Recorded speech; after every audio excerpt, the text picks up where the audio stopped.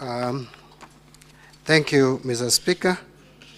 Mr. Speaker, let me say in response to the supplementary question from the questioner, the Senator Catherine Moma, that question number 2, which was asking the specific pending bills that were paid in the financial year in question.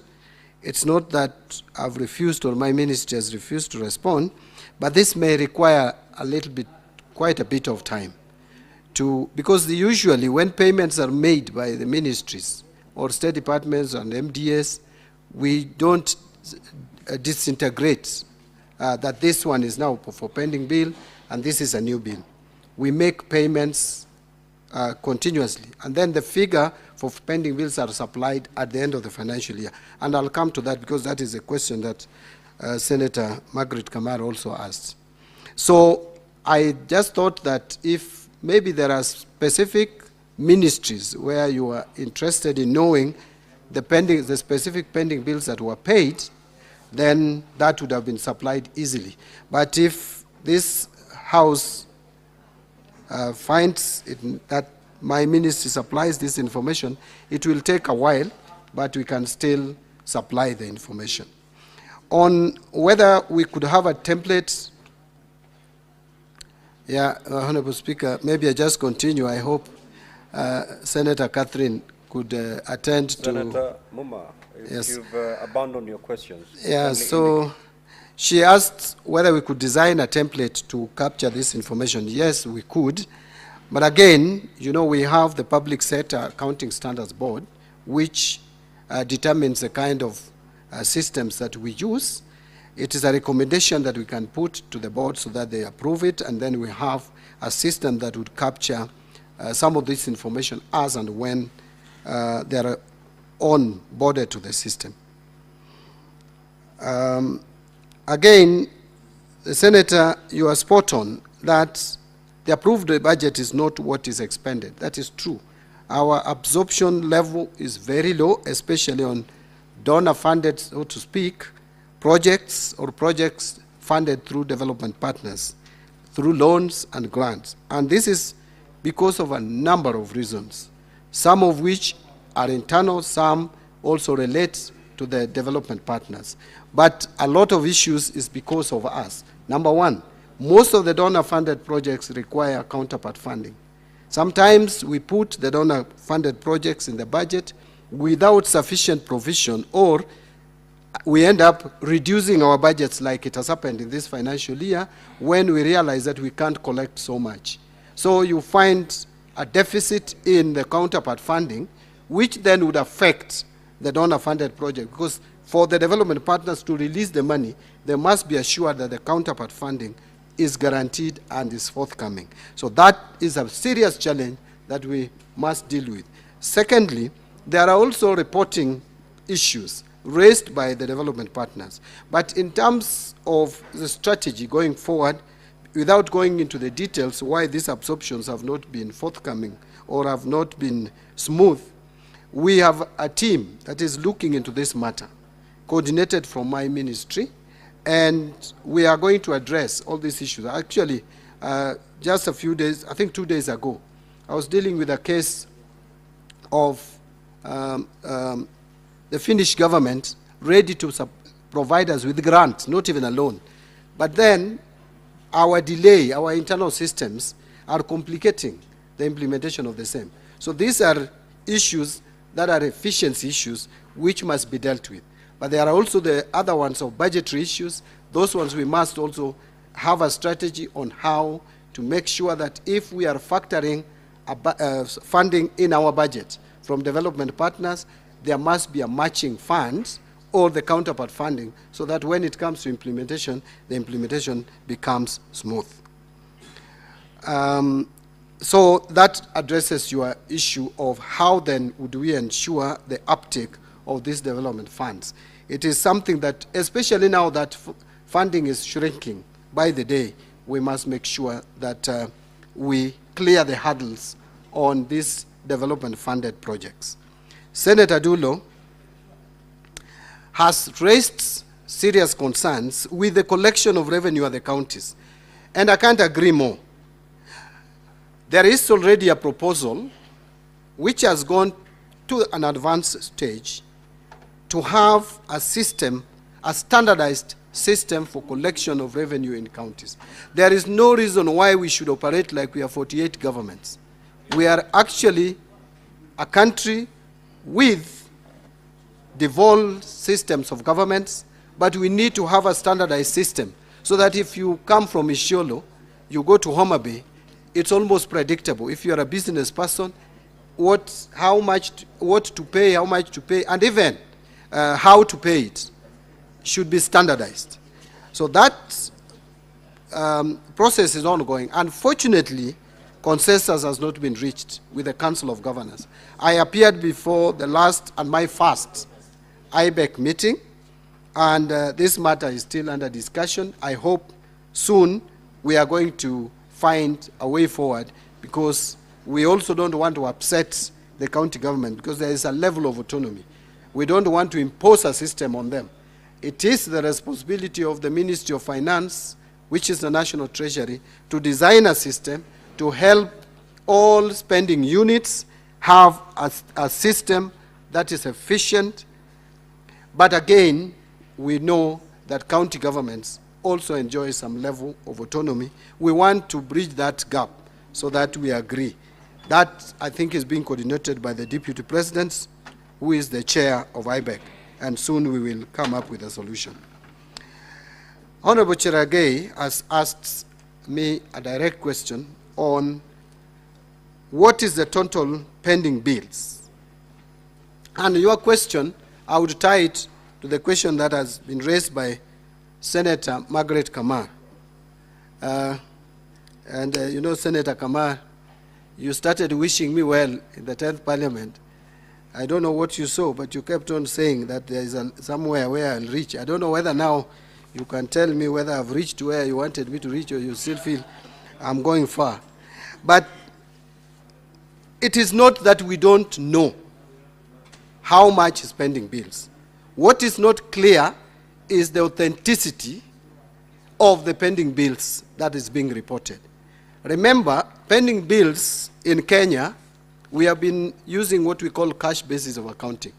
So pending bills or money owed to the government by the government of Kenya to various citizens who are service providers. Actually, we should not even call them pending bills. These are debts owed to people.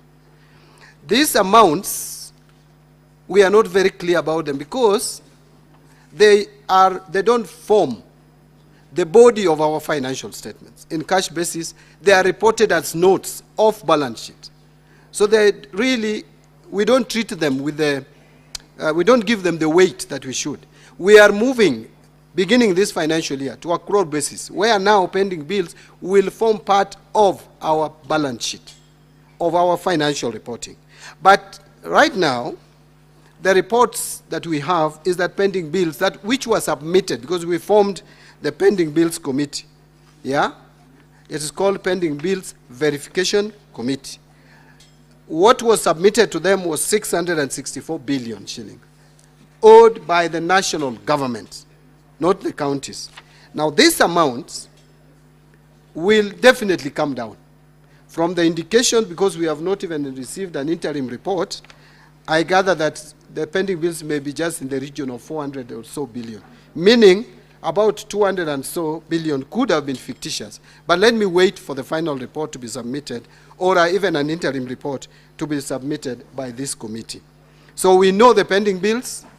On roads, which Honorable Cheragay mentioned, at least we know that we owe cumulatively about 167 billion to the various road contractors. And that is why you see across the country, all road projects have stalled. And quite a significant portion of this is on interest and penalties charged by these contractors for idle equipment, which again, sometimes you find those there are no even equipment on the road. They bring broken machinery and put there. We are on a program and a strategy to make sure, especially on the road sector, that we bring back the road constructors on the road. We managed to negotiate a loan with the China, through China Development Bank. We negotiated a concessionary loan of 36 billion equivalent of Kenya shillings to take up about 15 roads. One would ask, why those roads? These were roads which were being constructed through GOK funds, but were awarded to Chinese contractors. So we have just changed the responsibility of paying them through GOK funds to being paid through a concessionary loan from the Chinese government. But we are in a process where we are looking for money. We hope that by December of this year, we should be able to have cleared at least the pending bills on to the road contractors and have the contractors back on the road. I would have told you more that the moment you owe contractors money, one, you are affecting the economy badly because there is no liquidity. But two, if these contractors could come back to the roads, then construction industry, which has been shrinking, the contribution of construction to GDP, if you looked at the few years, the 2 years now, it has been going down. It is now at about 1.4% of GDP. It used to be very high. Why? Because road constructions across the country is not ongoing. So the contribution of construction to our GDP is very low, and that is why our GDP cannot rise to the required level.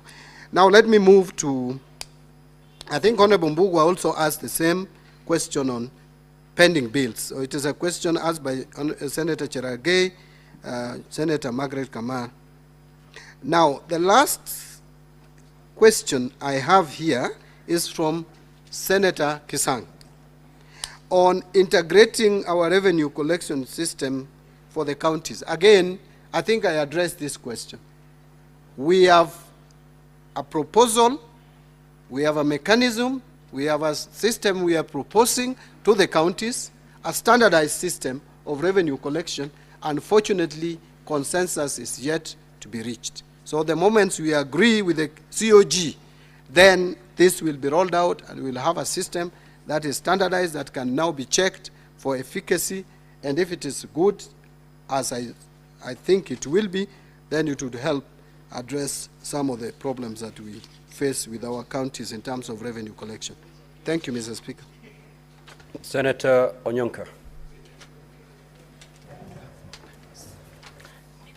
Thank you. Thank you so much, Mr. Speaker, for giving me this opportunity. I would like to, first of all, welcome my brother John Mbadi, who we have slogged it out in this house for many years. And I want to say that, CS, I'm happy to see you. I know that you and me have brushed each other our shoulders recently, but that was not personal. That was purely business. And I would like to just raise 3 issues.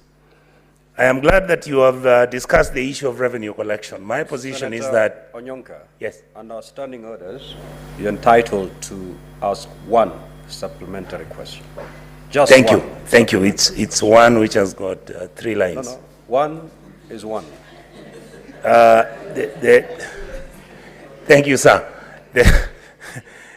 Thank you, Mr. Speaker.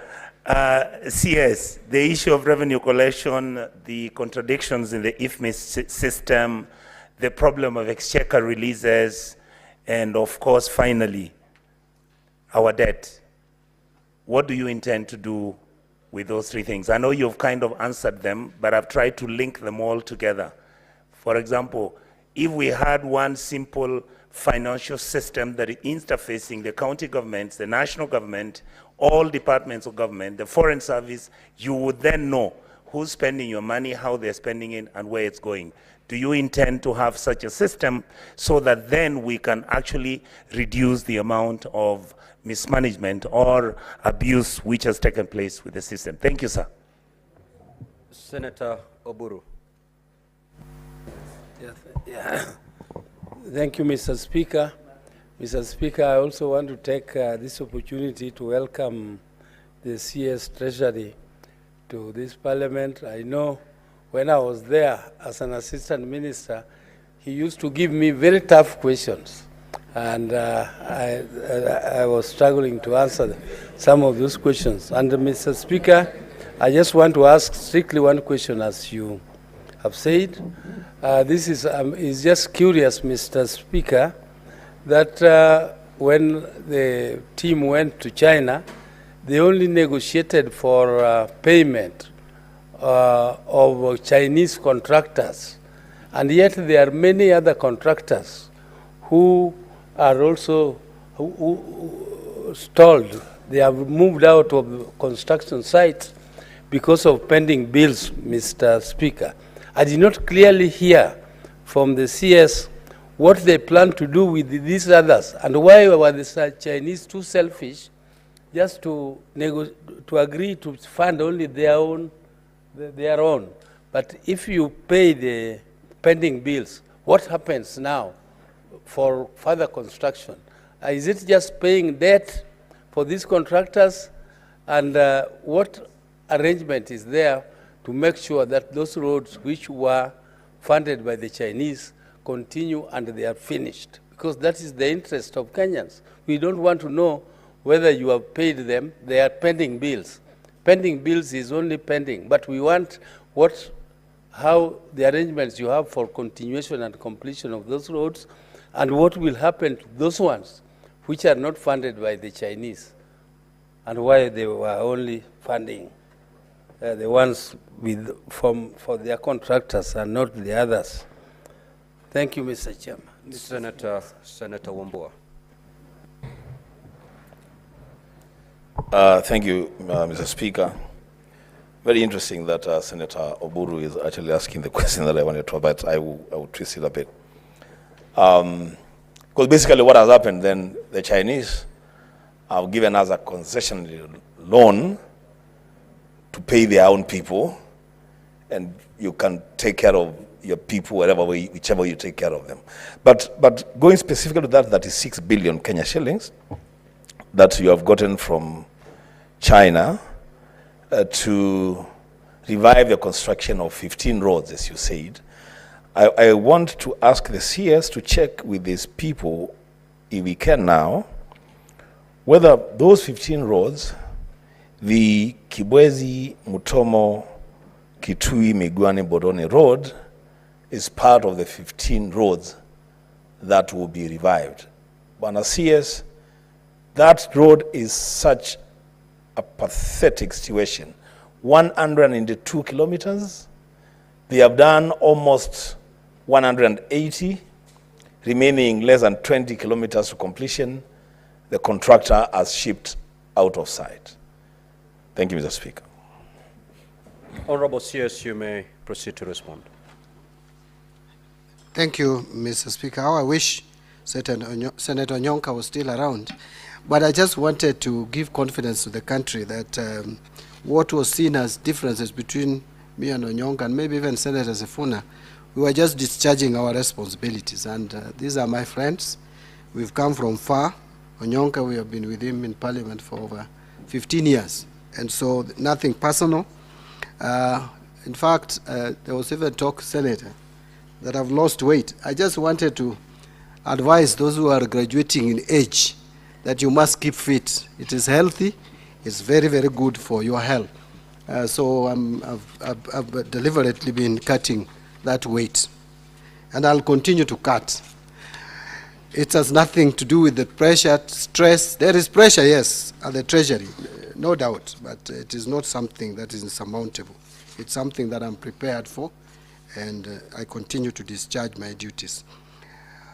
I agree with Honorable Senator Onyonka on the contradiction in our various financial systems. You can have many financial systems addressing specific issues, HR, other issues like payment system, but what the answer is in integration. IFMIS was supposed to address this, but I think IFMIS has some failures or weaknesses which must be dealt with. So we are actually looking at integrating our systems so that we have a system that you can have a clear view, that you can, the visibility of transactions are very clear. We are also doing it with KRA. Mr. Speaker, there is a program that we have in place to make sure that KRA, in terms of tax collection is improved and enhanced. Even this afternoon, we have a briefing session on the same. We want to make sure that all VATs are paid, that all rental income, which we are only collecting 17 billion, Mr. Speaker, and yet the potential is 101 billion or thereabout, and many others like personal income tax, Mr. Speaker. Personal income tax in this country, professionals in this country who are not very poor, Mr. Speaker, don't pay as much as people who are salaried pay because the visibility is not clear. So this integration of the system is key. Let me address the issues raised by my senior, Senator Oburu, and actually my mentor.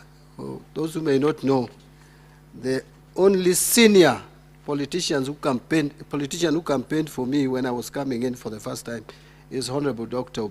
Oburu Oginga, and I still owe him a lot for that. He has brought me to where I am. I want to address this issue of Chinese contractors, and that is also the same question that Senator Wambua asked. Let me just explain how the Chinese contractors, the Chinese government, through China Development Bank, agreed to take up some of these contracts and pay. Previously, we are aware, especially during President Kibaki's time, that Chinese government used to fund a lot of road constructions in this country. They were giving us funds and bringing their contractors. That was one of the conditions.